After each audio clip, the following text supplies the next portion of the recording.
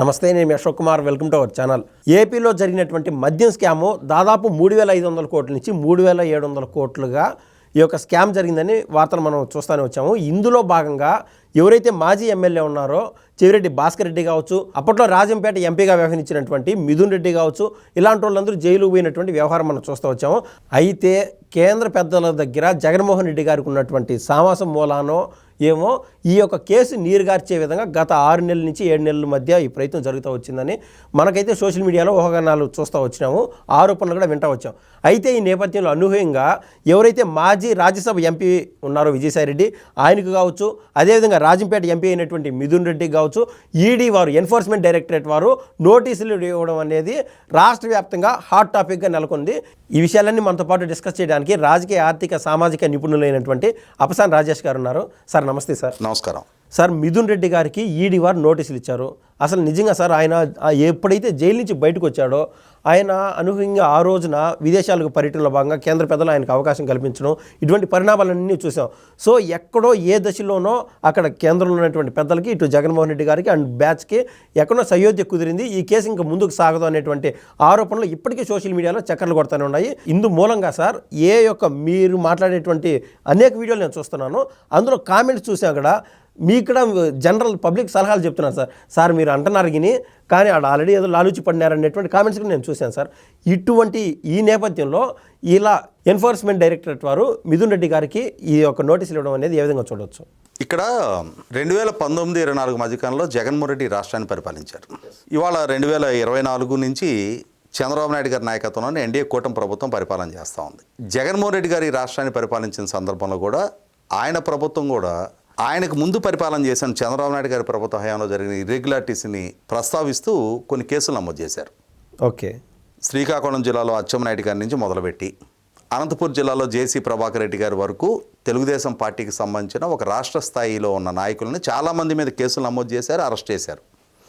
ఆఖరిగా సాక్షాత్తు రాష్ట్ర ముఖ్యమంత్రిగా పనిచేసిన చంద్రబాబు నాయుడు గారి మీద కూడా కేసులు నమోదు చేసి అరెస్ట్ చేశారు.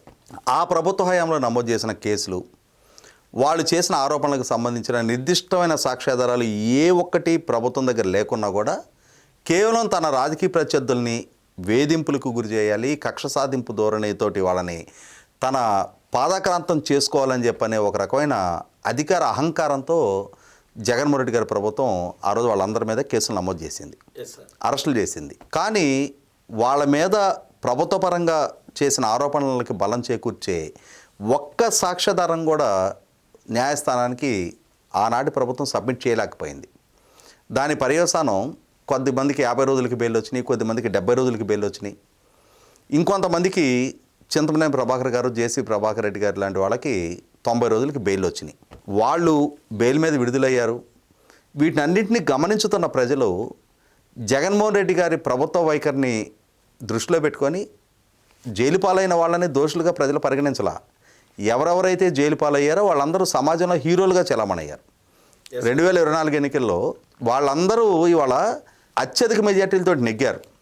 ఈ వేధింపులకు గురి చేసిన జగన్మోహన్ రెడ్డి గారికి, ఆ ప్రభుత్వానికి ఏ గతి పట్టిందో చూసాం మనం. కాబట్టి ఇవాళ ఎన్డీఏ కూటమి ప్రభుత్వం జగన్మోహన్ రెడ్డి గారి పాలనా హయాంలో జరిగిన అవినీతి, ఆక్రమణలు, అరాచకాలు, దాడులు, దౌర్జన్యాలు, వ్యవస్థల విధ్వంసం, వ్యవస్థల ఉల్లంఘన, వీటన్నిటి మీద కూడా విచారణ జరుపుతూ ఉంది. చాలా కేసుల్లో చాలామంది అరెస్టులు అవుతూ ఉన్నారు. ఇక్కడ గమనించుకోవాల్సింది, జగన్మోహన్ రెడ్డి గారి ప్రభుత్వ హయాంలో ఆ ప్రభుత్వం నమోదు చేసిన కేసులు, జరిపిన విచారణలు, చేసిన అరెస్టులకి ఇవాళ ఎన్డీఏ కూటమి ప్రభుత్వ హయాంలో వీళ్ళు జరుపుతున్న విచారణలకి మధ్య ఉన్న వ్యత్యాసం ఏంటి అంటే, జగన్మోహన్ రెడ్డి గారు ఏ ఒక్కరి అరెస్టు సందర్భంగా కూడా ప్రాపర్ డ్యూ ప్రాసెస్ ఫాలో కాల. ఉదాహరణకి ఈఎస్ఐ మందుల కొనుగోళ్ల ఆరోపణల మీద, ఆ మందుల కొనుగోళ్లలో 350 కోట్ల అవినీతికి పాల్పడ్డారు అన్న ఆరోపణ మీద అచ్చెన్నాయుడు గారిని అరెస్ట్ చేశారు. మీ శాఖ నిర్వహణ సందర్భంగా మీరు ఇంతటి అవినీతికి పాల్పడ్డారనే సాక్ష్యాధారాలు మా దగ్గర ఉన్నాయి, దీనికి మీ వివరణ ఏంటి అని చెప్పని ఆయనకు నోటీస్ ఇచ్చి ఆయన విచారణకు పిలిచి ఆయన వివరణ తీసుకొని ఆయన వివరణ పట్ల కన్విన్స్ కాకుంటే అరెస్ట్ చేయడం ఒక ప్రాసెస్. వీళ్ళు విచారణకి నోటీస్ ఇస్తే ఆయన విచారణకు సహకరించకుండా ఏ విదేశాలకు పారిపోయే ప్రయత్నం చేస్తుంటే అరెస్ట్ చేస్తే ఒకటి. అంటే ఈ విధంగా ఏ ప్రొసీజర్ ఫాలో కాకుండా ఏకాఏకిన 100 మంది పోలీసులను ఇంటికి పంపించి ఆయన అదుపులోకి తీసుకున్నారు, అరెస్ట్ చేశారు, 70 రోజులు జైల్లో ఉంచారు. ఆయనకి కోవిడ్ కూడా సోకించారు. ఆయన హాస్పిటలైజ్ అయ్యారు. కానీ ఆయన బెయిల్ పిటిషన్ ఫైల్ చేసుకుంటే ఆ బెయిల్ పిటిషన్కి కౌంటర్ సబ్మిట్ చేసిన ప్రభుత్వం ఏసీబీ అచ్చెన్నాయుడు గారికి ఆర్థిక ప్రయోజనాలు చేకూరిన సాక్ష్యాధారాలు మా దగ్గర లేవు అని చెప్పని కౌంటర్ సబ్మిట్ చేశారు న్యాయస్థానానికి. మరి ఆయనకు ఆర్థిక ప్రయోజనాలు చేకూరిన సాక్ష్యాధారాలు లేనప్పుడు ఆయన ఇంటి మీదకి అంతమంది పోలీసులను ఎందుకు పంపించినట్టు, ఆయన్ని ఎందుకు అరెస్ట్ చేసినట్టు, అన్ని రోజులు జైల్లో ఎందుకు ఉంచినట్టు, ఆయన మీద మోపిన ఆరోపణలు, ఆయన వ్యక్తిత్వానికి పాల్పడ్డ తీరు, మరి ఆ కుటుంబం అనుభవించిన వేదన, ఆయనకి ఫిజికల్గా మెంటల్గా ఎదురైన ఆ ట్రామా ఎవరు బాధ్యులు? కాబట్టి ఏంటంటే ఇవి సమాజం పరిగణలోకి తీసుకుంది. జగన్మోహన్ రెడ్డి ప్రభుత్వం ఎలా వ్యవహరిస్తుంది, బాధితులు ఎలా వేధింపులకు గురవుతున్నారు అనేది ఆనాటి ప్రభుత్వ హయాంలో ఆ ప్రభుత్వ వైఖరిని పరిగణలోకి తీసుకున్నారు. కాబట్టి ప్రజలు ప్రతిరోజు రోడ్డెక్కరు. సమయం సందర్భం వచ్చినప్పుడు 2024 ఎన్నిక రోజు ఓటు ద్వారా వాళ్ళ తీర్పు ఇచ్చారు. ఇవాళ ఎన్డీఏ కూటమి ప్రభుత్వం మరి జగన్మోహన్ రెడ్డి గారి ప్రభుత్వ హయాంలో జరిగిన అవినీతి మీద, అరాచకాల మీద, ఆక్రమణల మీద చాలా విచారణ జరుపుతూ ఉంది. ఈ జరిపే క్రమంలో వీళ్ళు ఏం చేస్తున్నారు, ప్రాపర్ ప్రొసీజర్ ఫాలో అవుతూ ఉన్నారు. ఎవరెవరి మీద ఆరోపణలు ఉంటే వాళ్ళకి ముందు నోటీస్ ఇస్తున్నారు. ఆ నోటీస్ ఇచ్చిన వాళ్ళని పలానా రోజు విచారణకు రమ్మని అడుగుతున్నారు.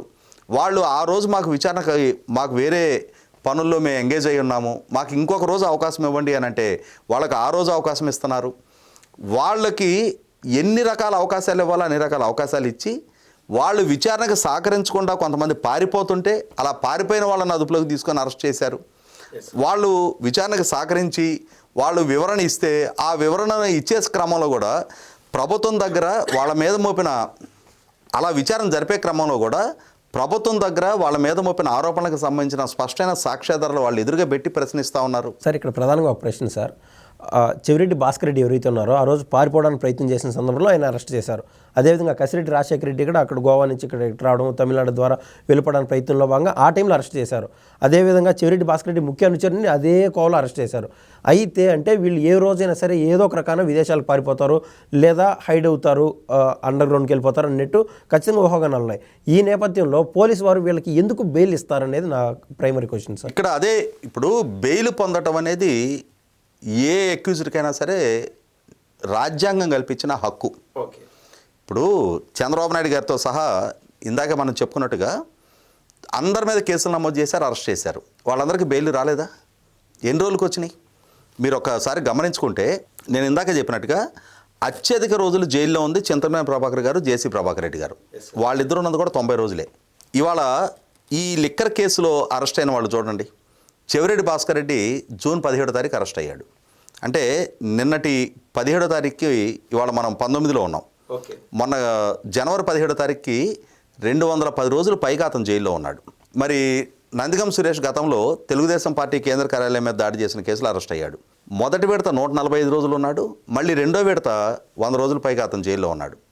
బోర్గడ్ అనిల్ అతను సుమారుగా 200 రోజులు జైల్లో ఉన్నాడు. మిథున్ రెడ్డి ఎంపీ హోదాలో ఉన్న వ్యక్తి 73 రోజులు జైల్లో ఉన్నాడు. కసిరెడ్డి రాజు సుమారుగా ఇప్పటికీ 8 నెలల పైగా జైల్లో ఉన్నాడు. అలాగే ధనుంజయ రెడ్డి, కృష్ణమోహన్ రెడ్డి, గోవిందప్ప బాలాజీ 113 రోజులు జైల్లో ఉన్నారు. కాబట్టి ఎవరు ఇలా వచ్చి అలా బెయిల్ మీద బయటకు వెళ్ళాలా? మరి ఆ కేసులో అరెస్ట్ అయిన ప్రతి ఒక్కళ్ళు కూడా సెంచరీ దాటినాళ్లే, ఎక్సెప్ట్ ఒక మిథున్ రెడ్డి. 73 రోజులు ఒక సిట్టింగ్ ఎంపీ జైల్లో ఉండటం అనేది తక్కువ టైం కాదు. వాళ్ళ ప్రతిపక్ష నాయకుడిగా ఉన్న చంద్రబాబు నాయుడు గారిని 53 రోజులు జైల్లో ఉంచిన సందర్భంలోనే రాష్ట్రం ఎంత ఆందోళన చెందింది. అటువంటప్పుడు ఇవాళ ఏ ఒక్కరికి ఆయాచితంగా బెయిల్ రాలా. అదే సందర్భంలో రకరకాల ఆరోపణలు, అంటే ఆ రోజు ఏం జరిగింది అనేది పరిగణలోకి తీసుకోకుండా, ఆ రోజు ఎన్ని రోజుల్లో బెయిల్ వచ్చింది అనేది పరిగణలోకి తీసుకోకుండా, ఇప్పుడేదో ఎన్డీఏ కూటమి ప్రభుత్వ హయాంలో వైసీపీతో కుమ్ముక్కై వీళ్ళకి బెయిల్ ఇచ్చేస్తున్నారు అని చెప్పని ఆరోపణలు చేస్తూ ఉన్నారు. 100కి 100 పాళ్ళు వాళ్ళ రిమాండ్లు ఎక్స్టెండ్ అవుతూ ఉన్నాయి. అదే సందర్భంలో కొంతమందికి దక్కిన బెయిల్లను కూడా పైకోర్టులో సవాల్ చేస్తూ ఉన్నారు. వాళ్ళ బెయిల్లు రద్దవుతూ ఉన్నాయి. ఇటువంటి పరిస్థితుల్లో 100కి 100 పాళ్ళు విచారణ సిట్టు చాలా సమర్థంగా చేస్తుంది అనేది వాస్తవం. ఇదే క్రమంలో పదే సోషల్ మీడియాలో వస్తున్న ఆరోపణలు ఏంటి అంటే, ఆల్రెడీ జగన్మోహన్ రెడ్డి గారికి కేంద్ర పెద్దల ఆశీస్సులు ఉన్నాయి, నరేంద్ర మోడీ గారు, అమిత్ షా గారి అండదండలు ఉన్నాయి. కాబట్టి జగన్మోహన్ రెడ్డిని విచారణ టచ్ చేయదు. సిట్ ఇప్పటి వరకు జగన్మోహన్ రెడ్డికి కనీసం నోటీసులు ఇవ్వలేదు. జగన్మోహన్ రెడ్డికి సంబంధించిన వైఎస్ అనిల్ రెడ్డిని విచారించారు, సునీల్ రెడ్డిని విచారించారు, అలాగే గోవిందప్ప బాలాజీ అరెస్ట్ అయ్యి ఉన్నాడు. మనీ లాండరింగ్కి సంబంధించిన ఆరోపణలు ఎస్టాబ్లిష్ అవుతూ ఉన్నాయి. స్పష్టంగా మనీ లాండరింగ్ జరిగింది అని చెప్పిన డాక్యుమెంట్ల ఎవిడెన్స్ తోటి నిఖిల్ చోక్రాని అరెస్ట్ చేసి జైల్లో ఉంచారు. అయినా సరే జగన్మోహన్ రెడ్డి వరకు విచారణ చేరుకోవటం లేదు. విచారణ ముగించేశారు. లిక్కర్ కేసు విచారణ కథ కంచికి చేరినట్టే అనే రకరకాల ఆరోపణలు వస్తూ ఉన్నాయి. అయితే ఇక్కడ గమనించుకోవాల్సింది ఏంటి అంటే, తెలుగుదేశం పార్లమెంటరీ పార్టీ నాయకుడు లావు కృష్ణదేవరాయలు గారు పార్లమెంటు వేదికగా 4,000 కోట్ల రూపాయలు విదేశాలకు తరలించబడ్డాయి అని చెప్పిన ఆరోపణ చేసిన క్షణానే కేంద్ర హోంశాఖ మంత్రి గారు కృష్ణదేవరాయలు గారిని పిలిచి విచారించి వీళ్ళ దగ్గర ఉన్న సాక్ష్యాధారాలు ఆయన పరిశీలించిన తర్వాత ఎన్ఫోర్స్మెంట్ డైరెక్టరేట్ ఎంటర్ అయింది. ఎన్ఫోర్స్మెంట్ డైరెక్టరేట్ అనేది ప్రాపర్గా మనీ లాండరింగ్ జరిగిందా లేదా, దీంట్లో నగదు లావాదేవీలు ఎవరెవరికి ఏ ఏ స్థాయిలో ఎంత చేతులు మారి ఉంటాయి అని చెప్పనే నిర్దిష్టమైన సాక్ష్యాధారాలు సేకరించడానికి వాళ్ళకి కొంత టైం తీసుకుంటారు. ఇవాళ తీసుకున్నారు కాబట్టి నిఖిల్ చోక్రా అరెస్టు జరిగిన తర్వాత, అనిల్ చోక్రా అనుకుంటా, అతను అరెస్టు జరిగిన తర్వాత ముంబై స్థాయిలో జరిగిన సూట్ కేస్ కంపెనీ లావాదేవీలు, అలాగే 100 కోట్ల రూపాయల జ్యువెలరీ కొనుగోలు పేరిట జరిగిన లావాదేవీలు, వీటినన్నింటినీ పరిగణలోకి తీసుకున్నారు కాబట్టే ఇవాళ విజయసాయిరెడ్డికి ఫస్ట్ ఎన్ఫోర్స్మెంట్ డైరెక్టరేట్ నోటీస్ ఇచ్చారు. ఇక్కడ గమనించుకోవాల్సింది, విజయసాయిరెడ్డిని గతంలో కాకినాడ సీపోర్టు యాజమాన్య హక్కుల బదిలీ అంశంలో విచారణకు పిలిచిన రోజే అతనే సుమోటోగా ఈ మొత్తం లిక్కర్ కుంభకోణం అంశానికి కర్తా కర్మక్రియగా వ్యవహరించింది రాజకాశిరెడ్డి అని చెప్పడం జరిగింది. అదే సందర్భంలో నన్ను గనక విచారణకు పిలిస్తే ఆ క్రమంలో జరిగిన ప్రతి వివరాలు నేను విచారణ అధికారులకు తెలియజేస్తానని చెప్పారు. అలాగే విజయసాయిరెడ్డిని విచారణకు పిలిచిన సందర్భంలో కూడా తన ఇంట్లో 2 సార్లు జరిగిన మద్యం పాలసీ రూపకల్పన కోసం జరిగిన సమావేశపు వివరాలు విచారణాధికారులకు తను తెలియజేశాడు. అదే క్రమంలో ఇవాళ ఎన్ఫోర్స్మెంట్ డైరెక్టరేటు తాను ఇన్నాళ్లుగా సేకరించిన సాక్ష్యాధారాలను బేస్ చేసుకొని విజయసాయిరెడ్డిని విచారణకు పిలుస్తాం జరిగింది.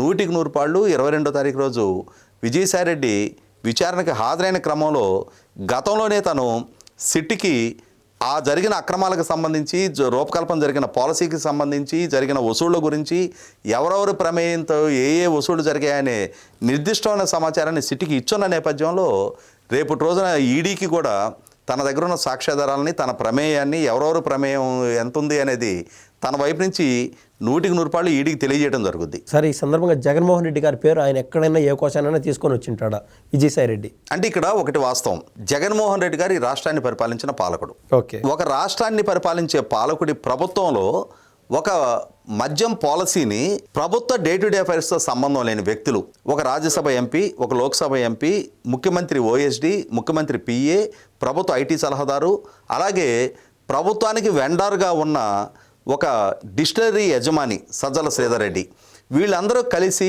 ఒక ప్రైవేట్ ప్లేస్లో, సహజంగా ప్రభుత్వ పాలసీస్ గురించి డిస్కషన్ ఎక్కడ జరగాలి, అయితే సచివాలయంలో ఆ కన్సర్న్డ్ మినిస్టర్ పేషీలో మంత్రి అతని ప్రిన్సిపల్ సెక్రటరీ మధ్య ప్రాథమిక చర్చలు జరుగుతాయి. ఆ ప్రాథమిక చర్చలు ఒక రూపానికి వచ్చిన తర్వాత ముఖ్యమంత్రి గారి ముందు దాని గురించి అంటే ఆయన ఒపీనియన్ తీసుకుంటారు. ఆయన ఆమోదం దక్కిన తర్వాత క్యాబినెట్ సమావేశంలో దాన్ని బిల్లు రూపంలో తీసుకొస్తారు, అంటే ప్రతిపాదన రూపంలో తీసుకొస్తారు. క్యాబినెట్ ఆమోదం పొందిన తర్వాత అసెంబ్లీలో బిల్లు రూపంలో ప్రవేశపెట్టి అసెంబ్లీలో చర్చించి అసెంబ్లీ ఆమోదం పొందిన తర్వాత విధాన పరిషత్తులో కూడా, అంటే లెజిస్లేటివ్ కౌన్సిల్లో కూడా దాన్ని ప్రవేశపెట్టి అక్కడ కూడా ఆమోదం పొందిన తర్వాత గవర్నర్ గారి దగ్గరికి వెళ్ళి చట్ట రూపంలో బయటకు వస్తుంది.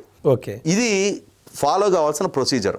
కానీ విజయసాయిరెడ్డి ఇంట్లో ఈ డే టు డే అఫైర్స్ తోటి ఏమాత్రం సంబంధం లేని వ్యక్తులు అక్కడ కలిసి కూర్చొని వాళ్ళొక పాలసీకి రూపకల్పన చేసి అది ప్రభుత్వం దాన్ని పరిగణలోకి తీసుకొని అది ఇంప్లిమెంట్ చేశారు అని అంటేనే జగన్మోహన్ రెడ్డి గారి ప్రభుత్వ హయాంలో జరిగిన ప్రొసీజరల్ వైలేషన్స్ కళ్ళ ముందు కనిపిస్తూ ఉన్నాయి.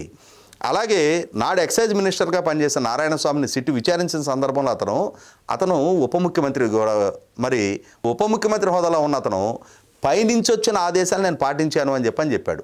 అంటే ఉప ముఖ్యమంత్రి కంటే పైన ఉన్న వ్యక్తులు ఎవరు? సాక్షాత్తు రాష్ట్ర ముఖ్యమంత్రి. కాబట్టి వాళ్ళ పాలకుడిగా జగన్మోహన్ రెడ్డి ప్రభుత్వ హయాంలో ఒక మద్యం పాలసీ రూపకల్పనలోనే జరిగిన ఈ అక్రమాలు, అందులో ఇన్వాల్వ్ అయిన వ్యక్తులు, ఇవాళ వాళ్ళందరూ ప్రమేయం నిర్ధారణ అయ్యి వాళ్ళందరూ అరెస్టులయ్యి జైళ్లలో ఉన్నారు. అదే సందర్భంలో 1,000 కోట్ల రూపాయల వసూళ్ల పర్వం జరిగింది. 5 సంవత్సరాలు వసూళ్ల పర్వం కొనసాగింది. కాబట్టి 100కి 100 పాళ్ళు ఈ మొత్తం వ్యవహార శైలిలో అంతిమ లబ్ధిదారుడా దోపిడీదారుడా అని ఏదైనా పాత్ర ప్రమేయం ఉంటే అది సాక్షాత్తు రాష్ట్ర ముఖ్యమంత్రి జగన్మోహన్ రెడ్డిదే. ఇవాళ అతని పార్టీ అధినేతగా ఉన్నాడు. అతని పార్టీకి సంబంధించిన అభ్యర్థులకి చెవిరెడ్డి భాస్కర్ రెడ్డి ద్వారా ఎలక్షన్ ఫండ్ పంపిణీ చేయబడింది. ఇక్కడ ఆ అభ్యర్థులు నెగ్గితే ఆ లబ్ధి దక్కేది జగన్మోహన్ రెడ్డికి, చెవిరెడ్డి భాస్కర్ రెడ్డికి కాదు. అయినా సరే చెవిరెడ్డి భాస్కర్ రెడ్డి ద్వారా ఆ పార్టీ తరఫున పోటీ చేసిన అభ్యర్థులకి ఈ డబ్బు పంపిణీ చేయబడింది అని చెప్పని ఇప్పటికే సిట్ నిర్ధారణ చేసింది. కాబట్టి వాళ్ళ చెవిరెడ్డి భాస్కర్ రెడ్డి ప్రమేయం నిర్ధారించే చెవిరెడ్డి భాస్కర్ రెడ్డి కొడుకు కంపెనీల మీద దాడి చేసినప్పుడు అక్కడ జరిగిన అక్రమ లావాదేవీలు నేపథ్యంలో అక్కడ దొరికిన లీడ్ తోటి చిత్తూరు వైసీపీ అభ్యర్థి విజయసింహారెడ్డి కంపెనీల మీద దాడి చేశారు. అతని దగ్గర దొరికిన లీడ్ తోటి జగన్మోహన్ రెడ్డి గారితో పాటు అతని అక్రమాస్తుల కేసుల్లో అరెస్ట్ అయ్యి ఆయనతో పాటు జైల్మేట్గా ఉన్న సునీల్ రెడ్డికి సంబంధించిన 10 కంపెనీల మీద దాడి చేయడం జరిగింది. సునీల్ రెడ్డి దగ్గర దొరికిన లీడ్ తోటి వైఎస్ అనిల్ రెడ్డి పిఏ మీద దాడి చేసి అతన్ని విచారించడం జరిగింది. ఆ తర్వాత వైఎస్ అనిల్ రెడ్డి కంపెనీల మీద దాడి చేసి అతనిని విచారించడం జరిగింది. ఇంతమంది మీద ఇన్ని లీడ్స్ తోటి ఇన్ని సాక్ష్యాధారాలు సేకరించిన తర్వాత ఇప్పటికే స్పష్టంగా వేలాది కోట్ల రూపాయల వసూళ్లు జరిగాయి.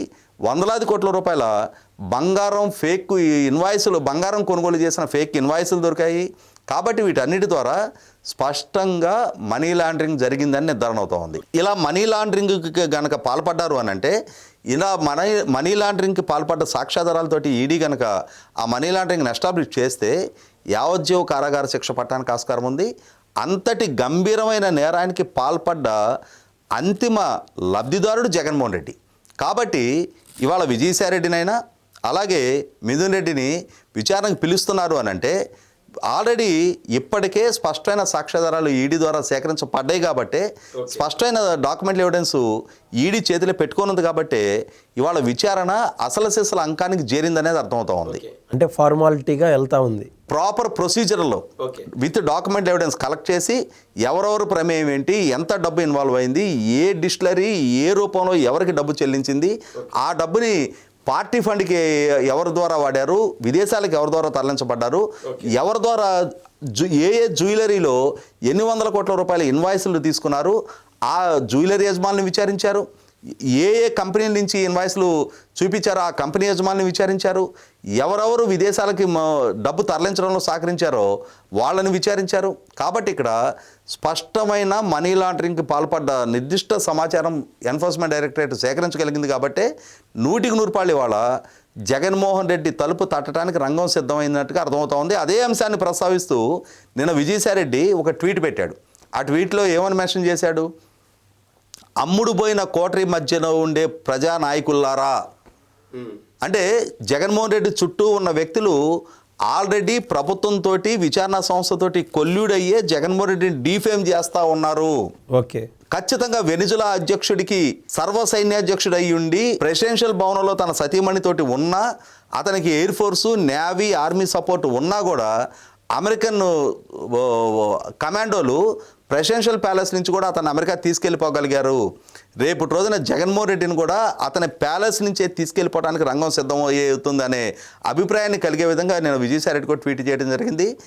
ఇప్పటి వరకు ఒక రకమైన అసంతృప్తిలో లోనవుతా ఉన్న టీడీపీ సోషల్ మీడియా ద్వారా తమ ప్రభుత్వం మీదే విమర్శలు ఎక్కువ పెడతా ఉన్న టీడీపీ కార్యకర్తలు కూడా అతి త్వరలోనే ఈ లిక్కర్ కుంభకోణం అంశంలో జగన్మోహన్ రెడ్డి ప్రమేయాన్ని నిర్ధారించే స్పష్టమైన సాక్ష్యాధారాలతో ఎన్ఫోర్స్మెంట్ డైరెక్టరేట్ జగన్మోహన్ రెడ్డి తలుపు తట్టడం ఖాయం.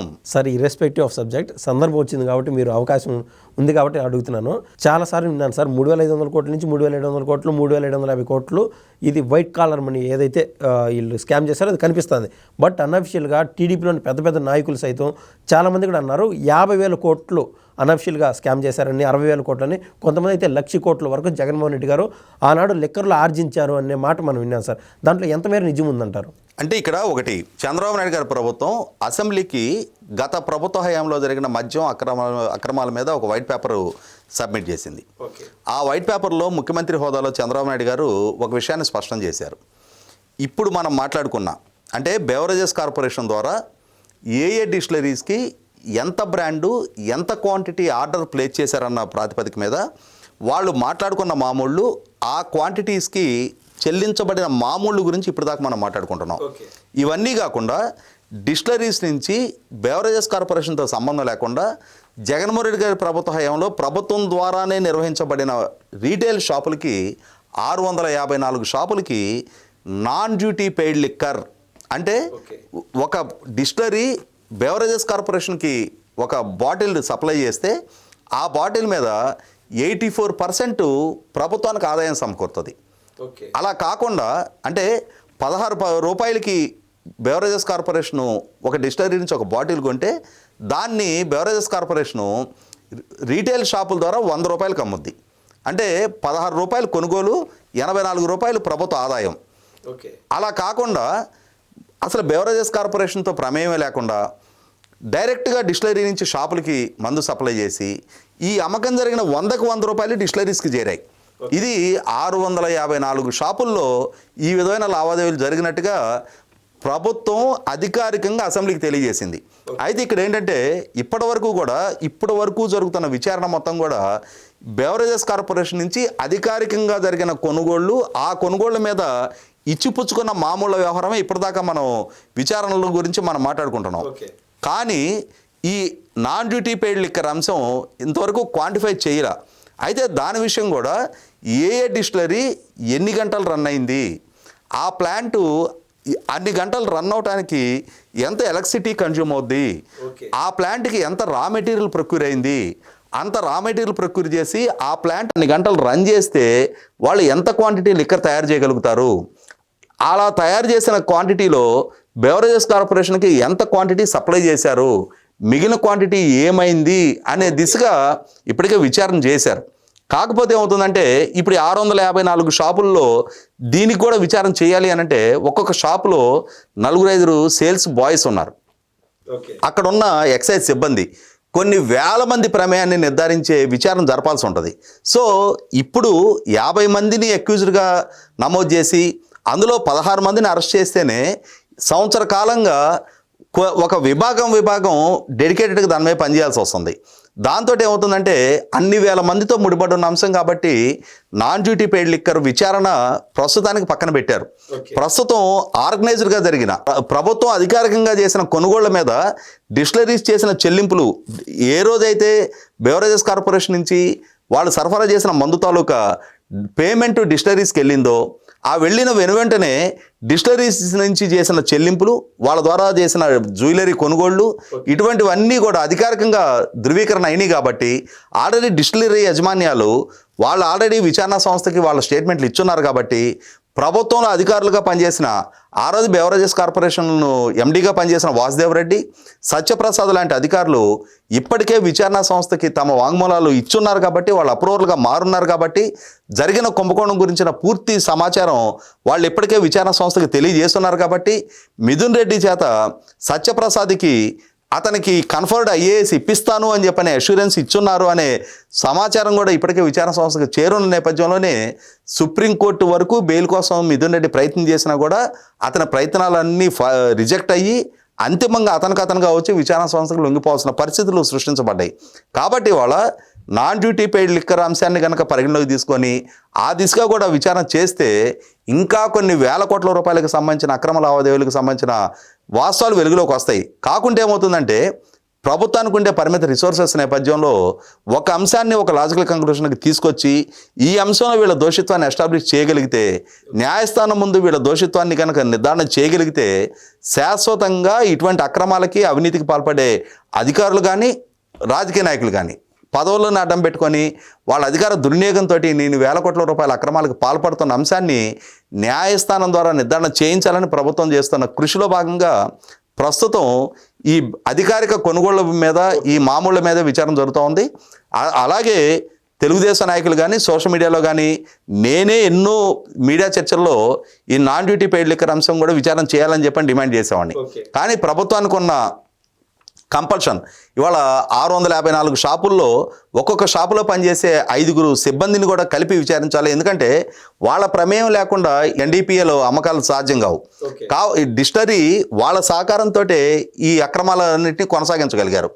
వాటిని అన్నిటిని కూడా విచారణ చేయడానికి ఇంకా కొంత టైం పడుతుంది. బహుశా నేను అనుకోవటం ఇది ఫస్ట్ ఫేజ్ విచారణ. దాన్ని సెకండ్ ఫేజ్ విచారణగా పరిగణించవచ్చు.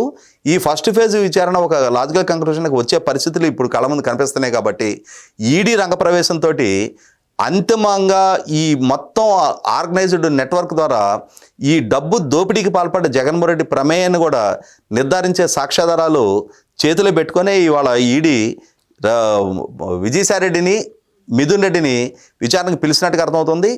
నెక్స్ట్ జగన్మోహన్ రెడ్డి తలుపు కూడా తట్టం ఖాయమనే సంకేతాల్లో వెలువడుతూ ఉన్నాయి. మీరు అన్నట్లు సెకండ్ ఫేజ్లో విచారణ జరిగితే స్థానికంగా ఎవరైతే ఆనాడు ఎమ్మెల్యేలుగా ఉన్నారో లేదా ఆ తాలూకాకు వ్యవహరించినటువంటి మంత్రులు ఉన్నారో వాళ్ళ ఇన్వాల్వ్మెంట్ ఏమన్నా ఉండే అవకాశం ఉందా ఆ రోజున జరిగిన? అంటే ఒకటి, డిస్టిలరీలు డైరెక్ట్గా షాపులకి వాళ్ళు మద్యం సరఫరా చేసినప్పుడు అలా మద్యం సరఫరా చేయటం ద్వారా దక్కిన లబ్ధి ఎవరెవరికి ఏ ఏ స్థాయిల్లో ఆ లబ్ధి చేకూరింది అనేది నెక్స్ట్ ఫేజ్డ్ మేనర్లో డిసైడ్ అవ్వాల్సి ఉంటుంది. బహుశా నేను అనుకోవటం ఇది ఒక లాజికల్ కంక్లూషన్కి తీసుకొచ్చిన తర్వాత అప్పుడు మరి దాని గురించి ఆలోచిస్తారా, లేదు ఇందులోనే అసలు దోషులు మొత్తం కూడా వాళ్ళ దోషిత్వం నిర్ధారణ అయిన నేపథ్యంలో ఇంకా అంతవరకు వెళ్లకుండా విచారణ ముగిస్తారనేది మన కాలం నిర్ణయించాలి. Thank you sir.